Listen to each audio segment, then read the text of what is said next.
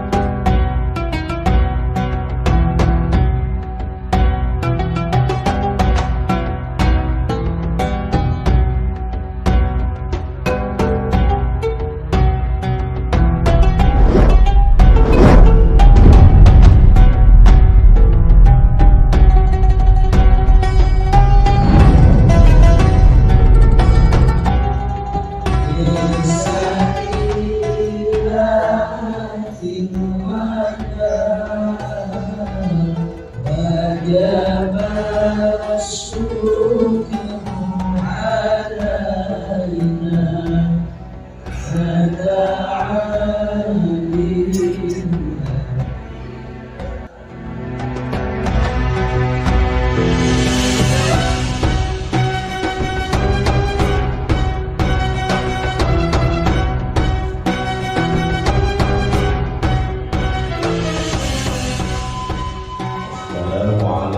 warahmatullahi wabarakatuh.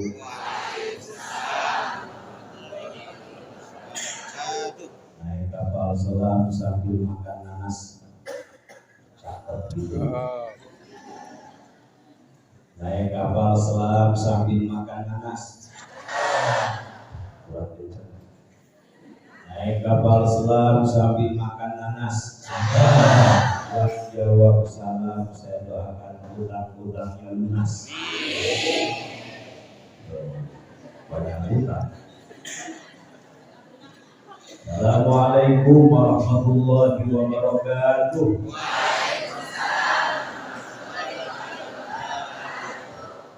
Belakang belum kelihatan salam, masih skripsi. Saya doakan yang semangat jawab salam bisa ke Mekah, punya sawah, anaknya soleh dan solihah, tambah rumah, tambah mama.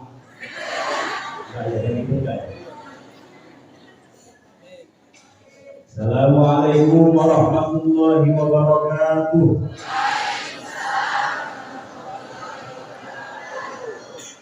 Alhamdulillahi dzil-tawli wal ala. Wassalatu wassalamu ala sayyidina Muhammadil Mustafa wa ala alihi wa ashabihi ahli sidqi wal wafa. Mari sama-sama Bapak Ibu, Allahumma inna nas'aluka imanan la yartad wa na'iman la yanfad wa murafaqata nabiyyikal Mustafa sallallahu alaihi wasallam fi a'la jannatil khuld. Allahumma ij'alna wa auladana wa dhurriyyatina min ahlil ilmi wa ahlil khair wa ahlil Qur'an wa la taj'alna wa iyyahum min ahlil jahli was-su'i wasyarri wad-dhairi wad-tughyan birahmatika ya arhamar rahimin. Walhamdulillahi rabbil alamin. Amma hadratil afadil sadatil ulama wal masyayikh wal asatidz al a'izza wal ajilla hafizahumullah wa ra'ahum. Yang mulia dan yang kami muliakan para alim ulama, para guru, tuan guru, para sepuh, bini sepuh, para tokoh masyarakat, aparatur pemerintah setempat, para wali santri, pondok pesantren Suraja, sesepuh kita bersama Syekhuna Rabbu Ruhina Abuna Kiai Haji Deden Abdul Hakim. Mudah-mudahan beliau diberikan kesehatan lahir batin, panjang umur, terus membimbing kita di jalan Allah Subhanahu wa ta'ala. Alhamdulillah, dalam kesempatan yang mulia ini kita kembali dalam jihad ngaji poe ahad. Ayat jima ngaji poe jima apa jima? Ayat jimu ngaji poe minggu. Mudah-mudahan hadirnya kita di sini dicatat sebagai amal soleh, amal baik, amal ibadah yang dapat memperberat timbangan kebaikan kita di akhirat. Selain itu, mudah-mudahan semangatnya ibu, bapak, adik-adik santri, thalabul ilmi, masuk dalam sebuah hadis, man salaka tariqan yaltamisu fihi ilma sahalallahu lahu tariqan ilal jannah. Siapa yang menempuh jalan untuk mencari ilmu, maka Allah mudahkan baginya jalan masuk ke dalam surga. Jadi ibu bapak gak perlu susah payah jadi kiai, syukur-syukur jadi kiai.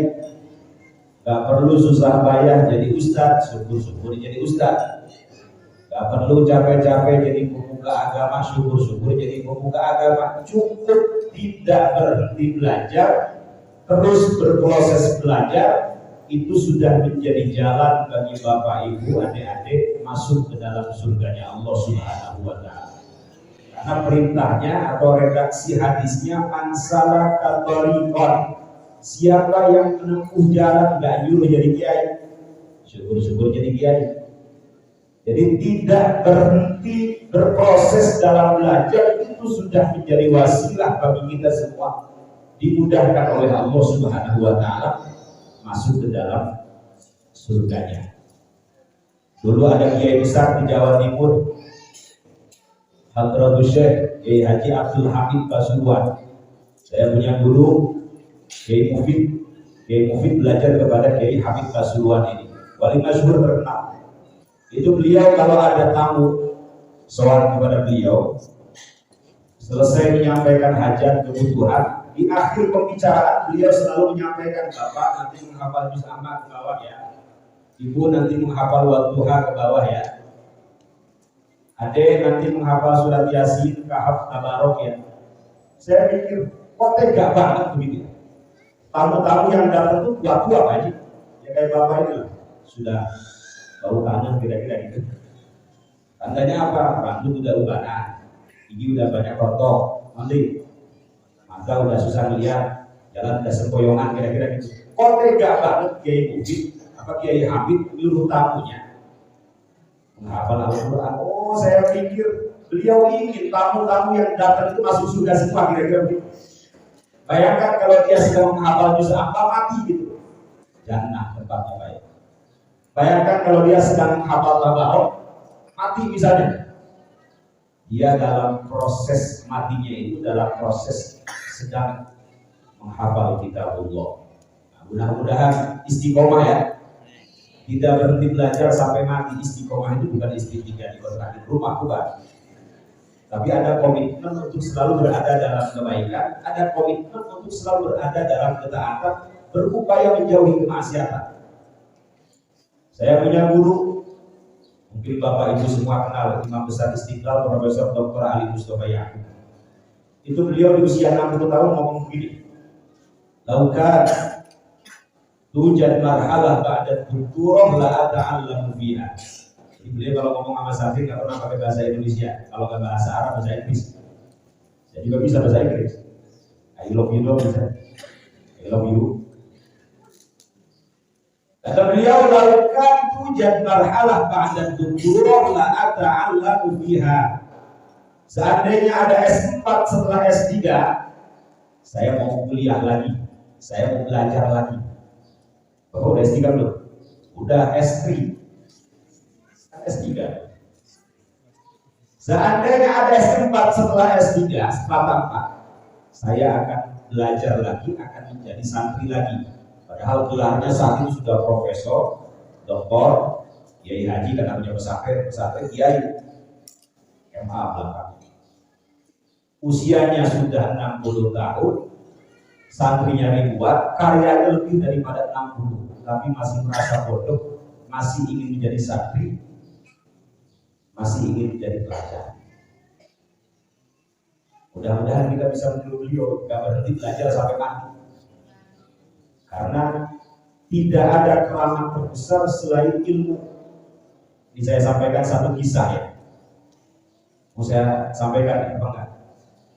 Mohon maaf, ini bapak ini diem. Nah, khusyuk, lapar atau terpesona dengan saya. Ini ada satu kisah nyata, ada satu kisah real bukan halusinasi. Yang cerita seorang ulama besar dari Damaskus, Syria, namanya Syekh Hisham Al-Burhani. Siapa Pak? Syekh Hisham Al-Burhani. Kata beliau, dulu di Damaskus itu ada satu ulama yang sebelumnya pekerjaannya sebagai tukang gali kubur. Apa di sini namanya? Tukang gali kubur apa namanya? Nah, namanya Syekh Abdurrahman Al-Haffar. Siapa Bu? Syekh Abdurrahman Al-Haffar. Kenapa Al-Haffar? Al-Haffar sifat mubalaghah dari hafir. Saya punya anak Fawaz, itu sifat mubalaghah dari Faiz. Ghafir sifat mubalaghahnya Ghaffar.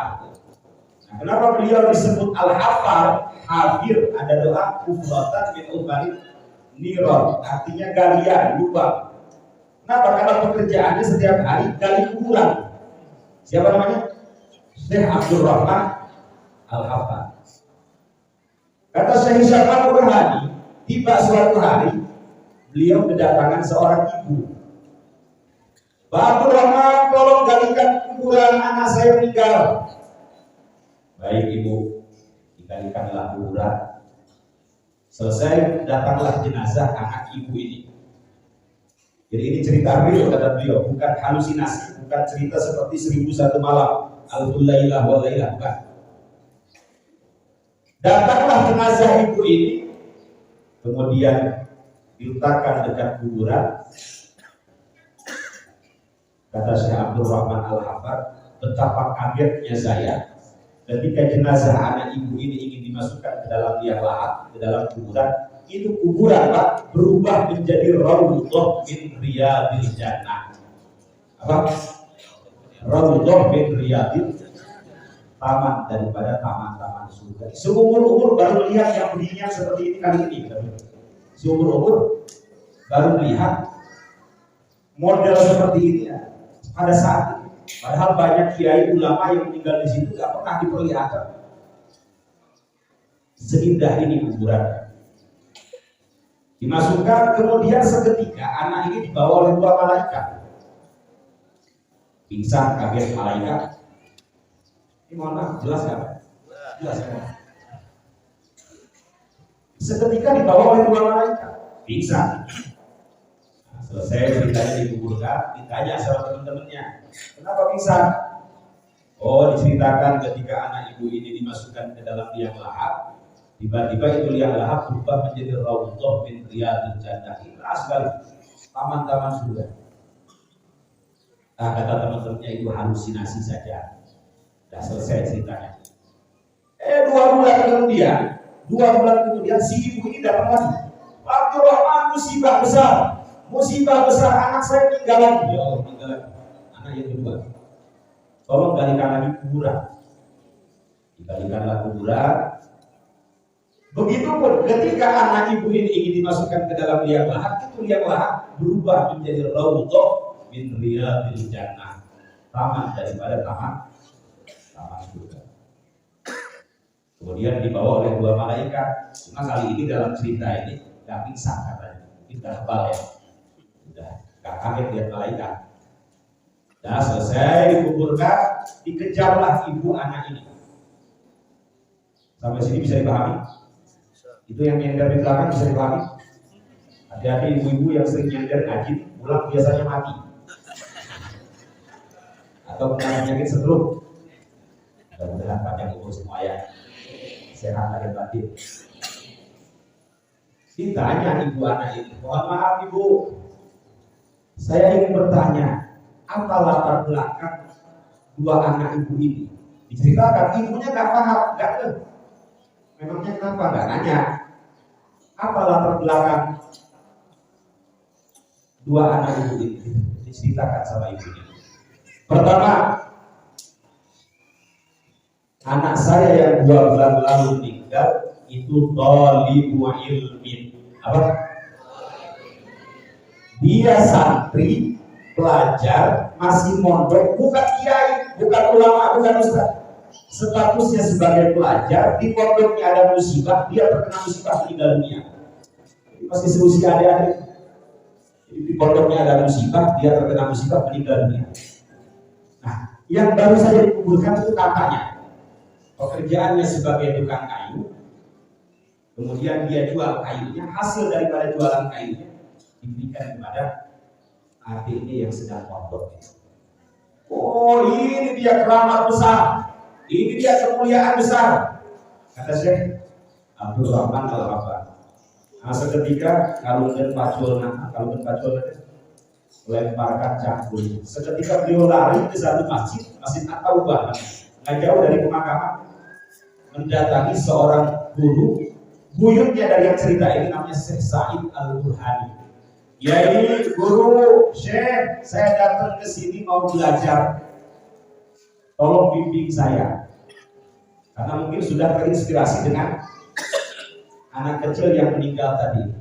Memangnya mau belajar apa? Pokoknya bimbing saya pengen belajar dari awal lagi. Iya, memang pengen belajar apa? Dari awal lagi. Ya udah, kamu menghafal dunia ya. Al-kalamu walakul murakkabul mufidul liwati wa aksamu baladatul ismu wa bi'u wa arabut terus ya al-ma'hal ismu wa rahul lahaqi wa tarwini wa tukulil alif wa lam wa hurul qaddu wa iyaqin wa ila wa ala wa biwatu wa dan seterusnya. Padahal itu jurniah kalau di sini dipelajari di kelas 1 SMP kira-kira. Ini baru usia 50 tahun baru belajar, usia 50 baru belajar. Kenapa? Karena orang sana, orang Timur Tengah itu sudah terbiasa dengan disiplin ilmu dari muda, dari kecil. Kita kenal Imam Syafi'i, mohon maaf. Imam Syafi'i hafal Quran usia berapa tahun? 7 tahun. Hafal Muwatta 10 tahun. Usia 20 tahun sudah jadi mufti. Kalau Bapak 20 tahun jadi apa? Artinya sudah terbiasa dengan disiplin ilmu. Ini usia 50 tahun baru belajar. Belum lama guru saya Profesor Wahbah Mustafa Az-Zuhaili cerita di Syria itu ada satu fakultas kedokteran. Fakultas kedokteran ya. Salah satu syarat kelulusannya selain bisa melewati ujian-ujian kedokteran, dia harus hafal Quran plus hafal kutubun tis'ah sanadan wa matna. Kutubun tis'ah, Sahih Bukhari, Sahih Muslim, Sunan Abu Dawud, Sunan At-Tirmidzi, Sunan Ibnu Majah, Al-Muwatta, Sunan Ad-Darimi, Sunan Al-Musnad Ahmad bin Hanbal.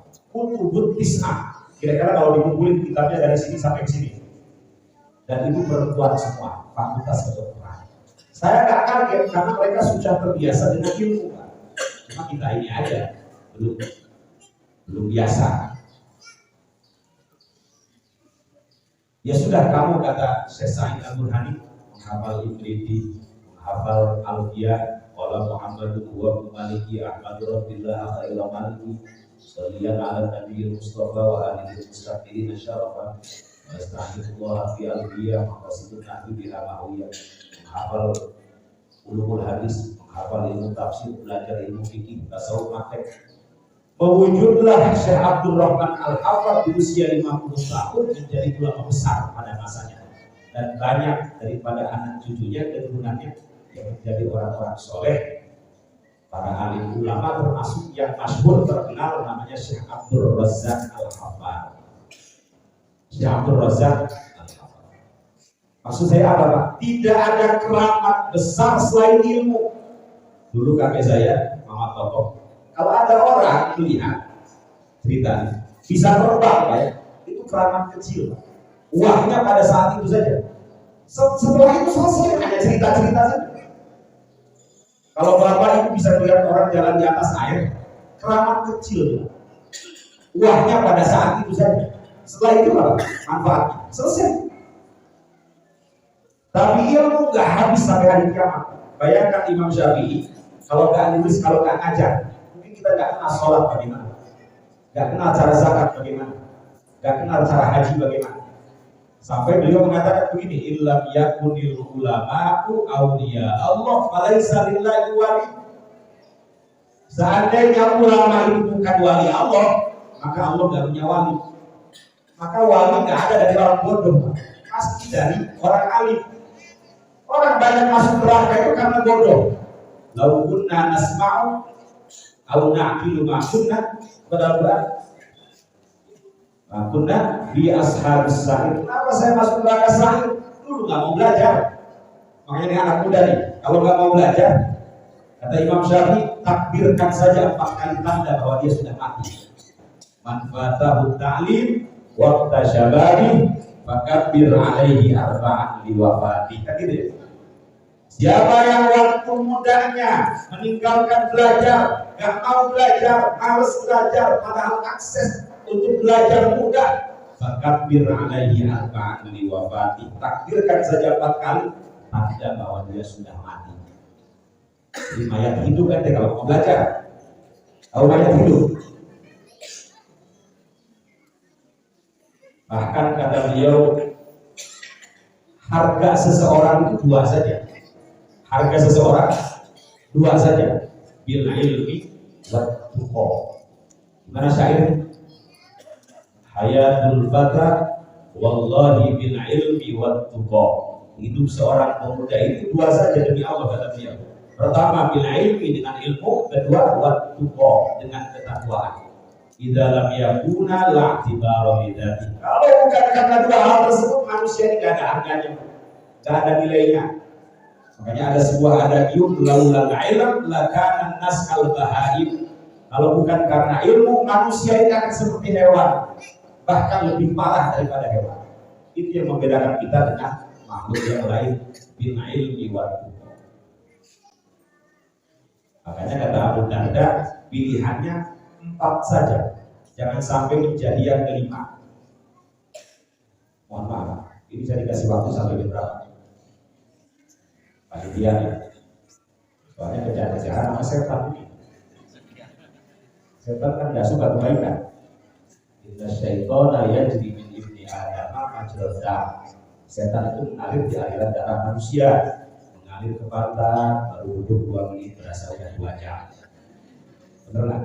Jangan-jangan setan mengalir ke mata, bismillahirrahmanirrahim, wa bismillahirrahmanirrahim. Mengalir darah ke tangan, di depan ada makanan comot, nggak fokus dengan Ustaz. Mengalir darah ke tenggorokan, khotibun, kelamaan, pura-pura batuk di belakang. Jadi sampai jam berapa? Ini kejar-kejaran sama setan ini. Kata Abu Darda, kun alimani. Jadilah engkau orang alim yang mau mengamalkan ilmunya. Kalau nggak bisa, au muta'alliman. Jadilah orang yang mau belajar. Nggak bisa juga sibuk dari pagi sampai pagi lagi dunia yang dipikir. Dari duit bisa. Asyik sama kita ini KBS ya. Nggak apa-apa. Yang penting mau mendengarkan ilmu au mustami'an. Susah, gak punya HP, jauh ke pengajian, minimal yang keempat, al-muhibban. Jadilah pecinta ilmu dan ulama. Jangan sampai jadi yang kelima, sudah tidak alim, sudah tidak muta'alim, sudah tidak jadi mustami, sudah tidak jadi muhibbin, patahlah kata Abu Darda. Orang yang seperti ini akan binasa. Makanya Nabi Rasulullah Sallallahu alaihi wasallam katakan, ala inna dunya mal'unah. Ketahuilah bahwa dunia ini dilaknat. Dunia apa? Dilaknat. Illa dzikrullah, kecuali zikir kepada Allah wa ma'wala, dan segala sesuatu yang semisal dengan zikir, wakaf, sedekah, infak, qiyamul lail, amri, yang semisal dengan zikir, segala sesuatu yang mendatangkan rahmat Allah, maghfirah Allah Subhanahu wa taala. Au aliman wa muta'alliman, atau seorang alim dan seorang pelajar. Jadi keempat kategori ini gak bakal dilaknat oleh Allah Subhanahu wa taala. Pilihan itu saja. Kun aliman au muta'alliman au mustami'an au muhibban wala takunil khamis mata'lah. Ya Allah, luar biasa. Ibn Kefir mana Ibn Kefir? Allahumma sholli ala sayyidina Muhammadin fil qulubi wa dawaiha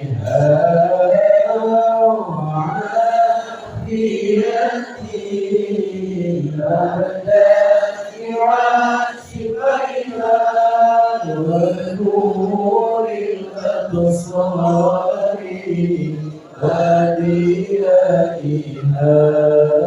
وعلى آله وصحبه وسلم. Lagi Allah ala sayyidina Muhammadin tibbil qulubi wa dawaiha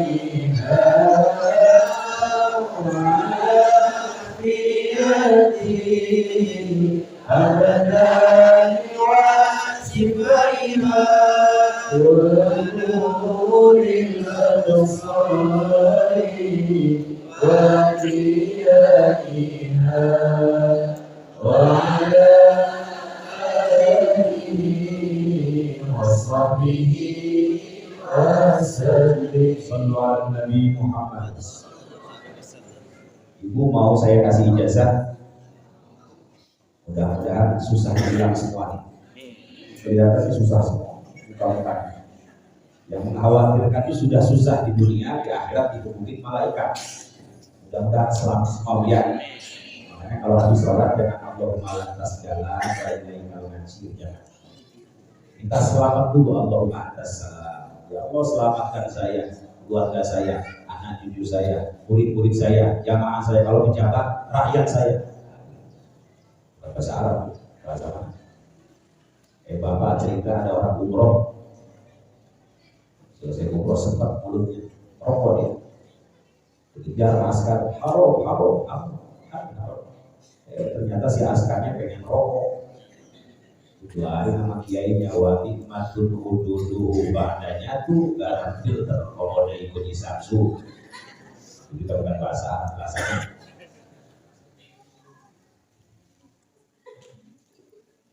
Pertanyaan Bu ya. Pertanyaan masih bentar banget nih. Saya tanya banyak. Ayyul aswa abidun jahil au alimun fasik. Ini pertanyaan dalam kitab Hidayatul Hidayah. Ayyul aswa abidun jahil au alimun fasik. Mana yang paling buruk, seorang ahli ibadah yang jahil atau seorang alim yang fasik? Fasik itu ahli maksiat, dosa besar. Maksiat itu ada tingkatannya, Pak. Paling rendah disebut dengan maksiat. Maksiat itu artinya ikut-ikutan. Kalau sudah melakukan disebut dengan mujrim atau murtad sekali. Tapi kalau beberapa kali disebut dengan fasik, dosa besar. Tapi kalau berkali-kali dan dia susah diajak untuk balik lagi, ahlus syirir namanya, ahlus syar. Makanya ada doa, Allahumma ja'alna min ahli ilmi wa ahli khair wa ahli Qur'an wa la taj'alna min ahli syarri. Itu udah susah, artinya sudah tertutup. Nah ini yang fasik. Pertanyaannya mana yang paling buruk? Dua-duanya buruk, abidun jahil atau alimun fasik. Mana yang paling buruk, Bu? Abidun jahil atau alimun fasik? Pak, mana yang paling buruk, Pak? Kalau nggak ada ngobrol dulu ya. Abidun jahil atau alimun fasik? Dua-duanya buruk. Tapi pertanyaan ayyul aswa, mana yang paling buruk? Nah ini ada cerita dalam kitab Hidayatul Hidayah. Suatu hari, mohon maaf, si abid yang jahil ini mengadakan satu amalan. Dia tahannus, bertapa di satu tempat. Tujuannya satu, untuk taqarrub. Ya kayak Nabi lah, tahannus di Gua Hiro kira-kira. Selama berapa hari? 40 hari. Tujuannya apa? Taqarrub. Ya ini lebih dekat dengan Allah. Ya, biasa baca Quran, terus apalagi qiyamul lail dan lain sebagainya. Sebagaimana rutinitas biasa. Tiba ke hari 40, dia mendengar satu suara. Satu suara dari pojokan. Kata suara itu, wahai abid, mulai saat ini aku jamin engkau dengan surga. Kata suara tadi. Mulai saat ini silahkan lakukan apa saja semau, mau maksiat, mau zina, mau mabok, mau judi, silahkan. Sudah aku jamin masuk surga. Kata saudara, akhirnya yang tadinya ahli ibadah jadi ahli maksiat. Karena dia yakini itu suara dari Tuhan, dari Allah. Mungkin dari sini Pak ya, orang banyak ngaku nabi itu dari sini. Dia mendengar satu suara, paginya mendeklarasikan diri, saya nabi akhir zaman. Seperti di mana? Di Bogor ya. Dapat wahyu di Gunung Salak. Sorry. Belum lama di perbatasan antara Cilacap Ciamis. Tugimin, nama nabinya Tugimin. Itu namanya aja berasal. Itu kalau pakai sholawatan. Sallallahu ala Tugimin. Di Bandung ada Nabi Sayuti namanya. Ya Allah, namanya aja berasal. Mungkin gara-gara ini, intinya jahil. Dia rajin ibadah. Kemudian dia mendengar satu suara tadi yang dia sebut dengan wahyu mungkin. Padahal boleh jadi ternyata. Kemudian suara tadi datang juga kepada seorang alim yang fasik itu. Wahai alim, aku jamin engkau dengan surga. Lanjutkan yang kamu suka. Ya maksiat maksud STMJ, sholat terus maksiat jalan. Aku jamin engkau dengan surga. Nah di sini ada dua sikap yang berbeda. Yang satu melaksanakan perintah ini, suara ini, si Abid yang jahil tadi. Yang satu dia ambil batu, dia lempar sumber suara itu. Dia lempar sumber suara itu. Bohong kamu, kata si alim yang fasik. Gak mungkin Tuhan itu hambanya berbuat maksiat. Kenapa dia ngomong begitu? Karena alim, karena dia tahu gak mungkin Tuhan itu hambanya melakukan keburukan. Jadi pertanyaannya ayyul aswa, mana yang paling buruk, abid yang jahil atau alim yang fasik? Abid yang jahil. Kalau alim boleh jadi dengan ilmunya di tengah jalan balik lagi, dengan ilmunya di tengah jalan balik lagi. Jadi tetap kita butuh ilmu. Tidak ada keramat terbesar selain ilmu. Mudah-mudahan dari alim ulama semuanya. Nah, jangan semuanya jadi bisnismen, jangan jadi miliarder, jangan semuanya jadi ekonom, tapi harus ada yang tafakuh. Bapak kalau bisa yang anaknya mondokin di sini jangan lepas tahajud tuh ya. Kalau perlu nangis di tahajud biar kasihan sama anaknya, biar diangkat belajarnya. Sholat jamaah karena doa. Nangis kalau berdoa bu.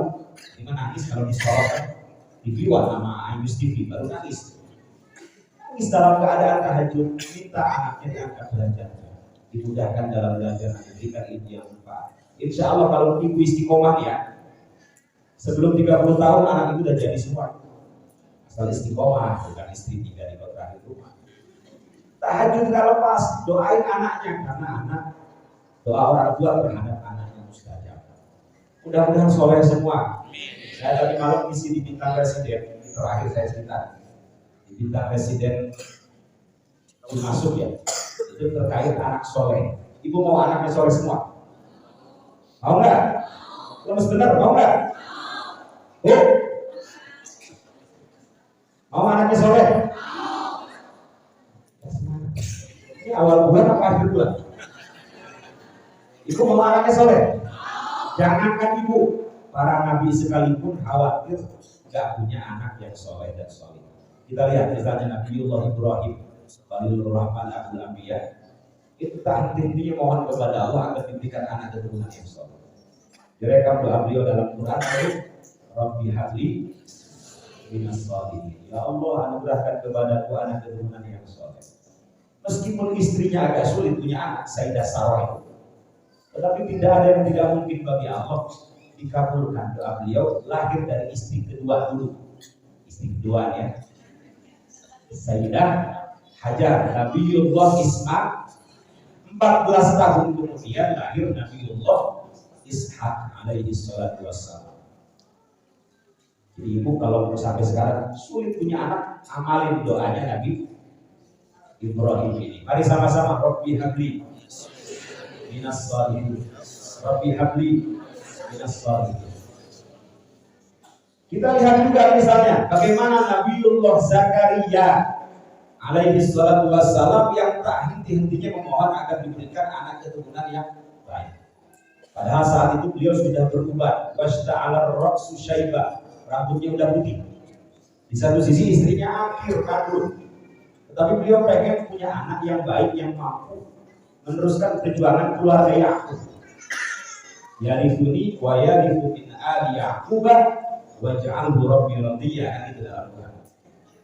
Direkam doa beliau dalam Quran. Di awal dia di rumah Rabbi habli illadunka, doa yang bisa kalian. Rabbi habli illadunka dzurriyyatan thayyibatan innaka sami'ud du'a. Sudah dua doanya. Yang pertama Rabbi habli, kedua Rabbi habli illadunka dzurriyyatan thayyibatan innaka sami'ud du'a. Dikabulkan doa beliau meskipun istrinya mandul. Gak ada yang gak mungkin bagi Allah. Lahir Nabiullah Yahya alaihi salatu wassalam, yang nama Yahya ini langsung diberikan oleh Allah. Gak ada sebelumnya orang yang namanya Yahya. Sebagai penghormatan Allah terhadap Nabiullah Zakaria. Direkam kabar gembira ini dalam Quran, ya Zakaria inna basyiruka bi ghulamin ismuhu Yahya lam naj'al lahu min qablu samiyya. Coba diulang. Saya jangan hafal ini setahun. Siapa namanya, Bu? Begitu pun ibadur rahman, memohon agar diberikan anak yang qurrata a'yun. Direkam doa mereka dalam Quran, Rabbana hablana min azwajina wa dzurriyyatina qurrata a'yun waj'alna lil muttaqina imama. Kata para ulama, mohon maaf, untuk menjadikan anak keturunan kita baik, soleh dan solihah selain lingkungan, pendidikan, pergaulan, asupan makanan yang baik dan halal, pandai doa, karena doa orang tua untuk anaknya mustajab. Yang terpenting kata mereka, bagaimana keadaan orang tua itu sendiri. Bagaimana keadaan orang tua itu sendiri. Sholahul aba sababun li sholahil abna. Mari sama-sama. Sholahul aba sababun li sholahil abna. Baiknya orang tua, solehnya orang tua menjadi sebab terbesar baiknya solehnya seorang anak. Kalau anak keturunan kita pengen baik, pengen soleh, orang tuanya lebih dahulu harus baik dan soleh. Kalau anak keturunan kita itu menjadi penghafal Quran, hafizul Quran, hufadzul Quran, hafalatul Quran, meskipun orang tuanya tidak hafal Quran, minimal senang dengan Al-Quran, mau hadir di majelis-majelis Al-Quran, menghormati Ahlul Quran. Sholahul aba sababun li sholahil abna. Kalau anak kita ini menjadi orang yang ahli ilmu, paham ilmu agama, meskipun mohon maaf orang tuanya tidak paham ilmu agama, minimal senang dengan ilmu agama, mau hadir di majelis-majelis ilmu, menghormati orang yang diberikan kepahaman dalam ilmu agama, dipondokkan, dipesantrenkan, dipesantren yang fokus tafakur ini.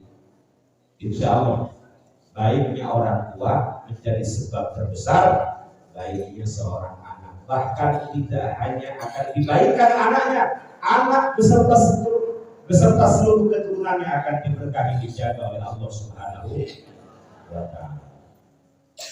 Salatullah salamullah ala Tuhan Rasulillah. Salatullah salamullah ala yasin habibillah, ala yasin habibillah. Sama-sama. Salatullah salamullah ala Tuhan Rasulillah. Salatullah salamullah ala yasin habibillah, ala yasin habibillah. Tawassalna bismillahirrahmanirrahim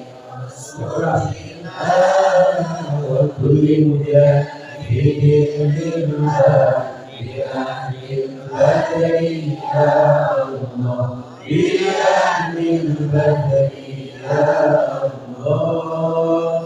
Salatullah salamullah ala Rasulillah.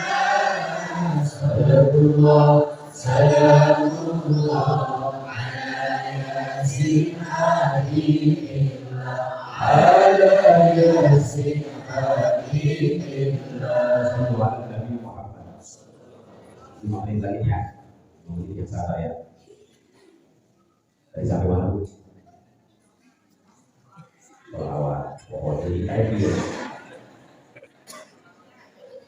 Dari mana tadi?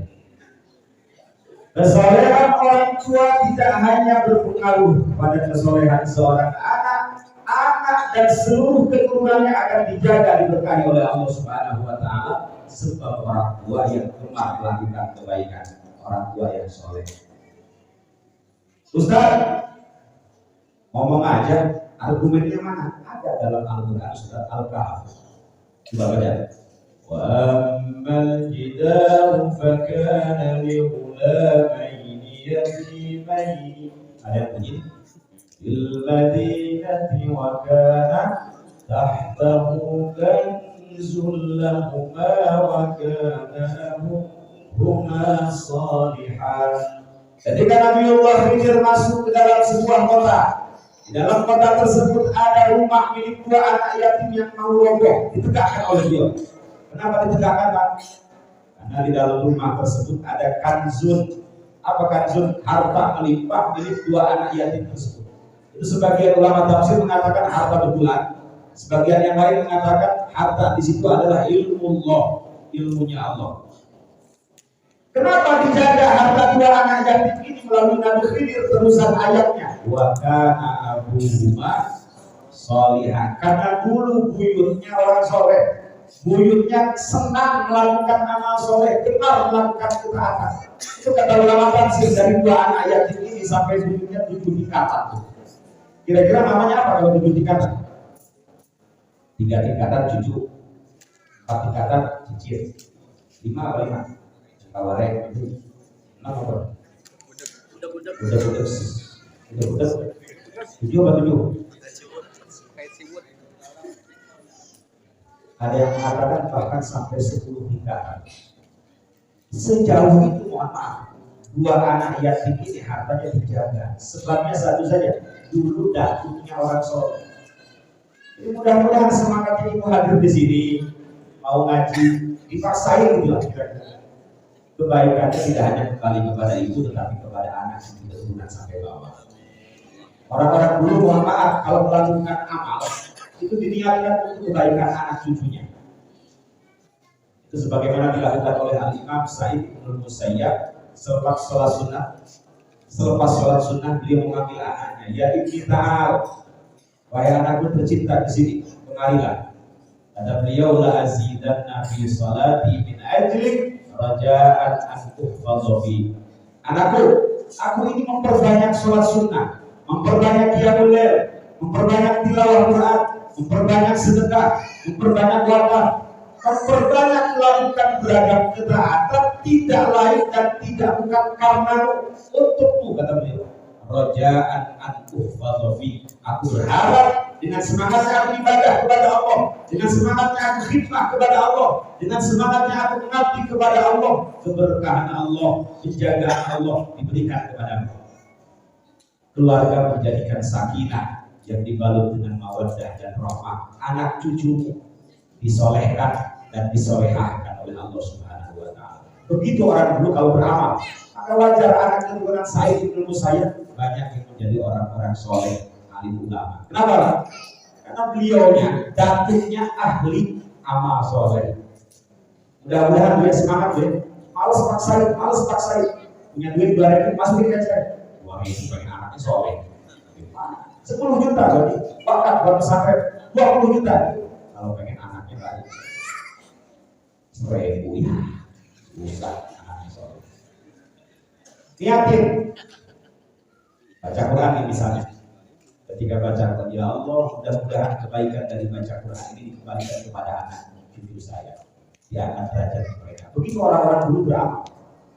Bahkan tidak hanya anaknya yang akan dijaga, kampung di mana dia tinggal pun akan dijaga diberkahi oleh Allah Subhanahu wa ta'ala. Sebagaimana dikatakan oleh Al-Imam Muhammad Ibnu Munkadir, innallaha la yahfadhu birrajulis salih waladahu.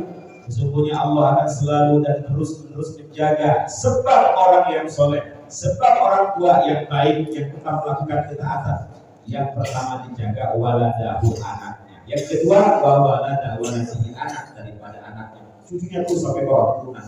Yang ketiga wa qaryatahu allati huwa fiha, kampung di mana dia tinggal. Yang keempat wa duwairatil lati haulaha, masyarakat sekitarnya pun akan dijaga diberkahi oleh Allah Subhanahu wa ta'ala. Yang soleh satu, yang baik satu, yang dijaga diberkahi oleh Allah Subhanahu wa ta'ala satu kampung. Mudah-mudahan hadirnya ibu di sini, semangatnya ibu ibadah tilawah, kebaikannya tidak hanya kembali kepada ibu, tetapi kepada anak cucu dan masyarakat sekitar. Jangan lupa didoakan anaknya. Dulu ada Imam Masjidil Haram, mungkin Bapak pernah cerita, namanya Syekh Abdul Rahman As-Sudais, masih hidup ya. Sekarang beliau didaulat sebagai presidennya Haramain.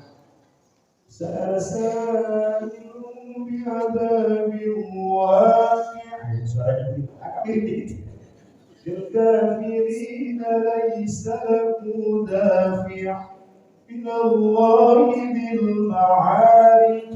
Syekh Abdul Rahman itu waktu kecil, usia sebesar itu nakalnya minta ampun. Ada satu momen keluarga ini akan kedatangan seorang atau beberapa ulama besar kehormatan. Ibunya masak dari pagi sampai siang. Ya biasa mungkin masak kebuli, masak roti, nasi mandi, nanti biryani, mungkin. Selesai jam 11 siang. Dihidangkan. Tiba-tiba sudah kecil habis main bawa pasir juga itu pasir ditaburin di atas makanan yang sudah dihidangkan. Kira-kira ibu kalau digituin bagaimana? Cubit, tendang, wah kita pasti kesel ya, karena dari pagi sampai jam 11 masak. Tapi ibunya bijak, gak keluar kata-kata kotor, gak. Beliau bilang begini, ukhruj anta ja'alakallahu imaman lil haramain. Ngomongnya begini, keluar kamu kira-kira. Semoga Allah menjadikan kamu imam buat tanah suci. Mustajab doanya. Sekarang beliau jadi presidennya para imam buat tanah suci. Gajinya tidak berseri. Paham? Tidak berseri. Kata raja, silakan ambil semau saja semaunya. Jadi kalau bapak digituin bagaimana? Bapak ini kerja di mana? Silakan ambil gaji semaunya. Kira-kira bagaimana? Wah, kawin lagi baca. Imam Sudais nakal tetapi ibunya bijak. Berkata, ja'alallahu imaman lil haramain. Semoga Allah menjadikan engkau imam buat tanah suci. Selain itu, selain gerakan kasih asupan makanan yang halal. Bapak juga pernah cerita, gurunya Imam Al-Ghazali siapa? Imam Abdul Ma'ali Al-Juwaini. Bapaknya wow sekali, hati-hati jangankan yang haram, yang syubhat saja jangan sampai masuk ke anak cucunya. Pernah satu momen di paling terakhir ya, kita goyang. Kalau nggak selesai nggak tenang saya. Pulang ke Jakarta nggak tenang saya habis ini pulang lagi ke Jakarta. Jadi saya sengaja ke sini pengen ketemu ibu-ibu, bapak-bapak ada dulu saya. Bilang dulu tadi bu, bagaimana? Gurunya Imam Al-Ghazali, Hujjatul Islam, namanya Abdul Ma'ali Al-Juwaini, gelarnya Imam Al-Haramain. Dulu waktu kecil, ayahnya orang luar biasa. Pesen sama istrinya, istriku tercinta, beb istri. Saya pesen tolong anak kita jangan sampai memasukkan makanan-makanan yang tidak baik. Pesan saya itu saja. Sudah sampai pasar ada sesuatu yang ketinggalan, balik lagi. Di tengah jalan anaknya Al-Juwaini kecil ini nangis nggak berhenti. Dia tahu tetangganya lagi punya bayi juga, artinya asinya itu subur, sementara asinya dia nggak keluar, nangis nggak berhenti. Nggak ada pilihan lain selain minta tolong anak tetangganya disusui. Selesai disusui, berhenti nangis. Bapaknya datang, ini ada apa? Ini anak kita nangis gak berhenti, asi saya serot nggak keluar, saya minta tolong tetangga. Marah bapaknya, ayahnya marah. Kita nggak tahu yang dimakan tetangga itu apa. Diambil tangannya dimasukin ke mulutnya, berocok, korek, muntah semua. Saking waroknya ayah daripada Al-Imam Al-Harmani. Bagaimana usaha ayah bapak yang seperti ini mewujudkan Imam Al-Haramain, ulama besar pada masanya, bahkan senternya ulama dua tanah suci, punya murid cemerlang siapa tadi itu? Hujjatul Islam Abu Hamid Al-Ghazali.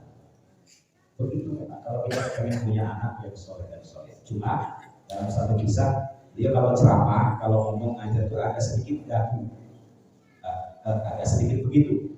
Kenapa? Ayahnya ketika memasukkan tangan ke mulutnya itu terlalu dalam, itu sampai merusak mulutnya.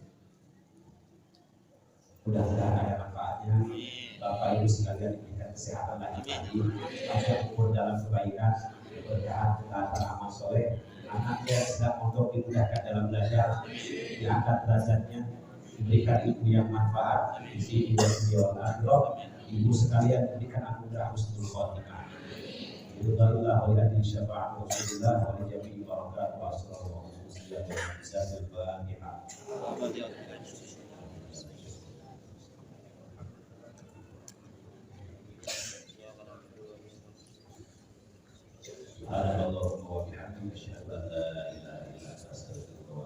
Assalamualaikum warahmatullahi wabarakatuh. Waalaikumsalam warahmatullahi wabarakatuh.